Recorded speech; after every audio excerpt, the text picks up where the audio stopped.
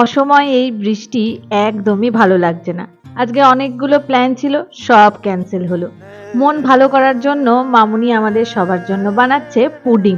আর সারাদিন বাড়িতে থাকার পর ঐশী বায়না করেছে একটু বেরোবে, তাও আবার স্মার্ট বাজার যাবে। আমার আর হীরকের এখানে আসার প্ল্যান ছিলই, তবে আজকে না, অন্য একদিন।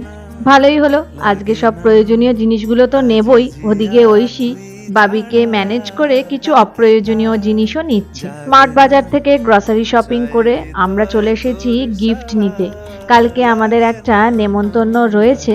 শপিং শেষ, বাড়ি এসে আমরা ব্যস্ত হয়ে পড়েছি মামুনির হাতের বানানো পুডিং খাবো বলে। এই পুডিং এর রেসিপিটা পরে একদিন তোমাদের সাথে অবশ্যই শেয়ার করব।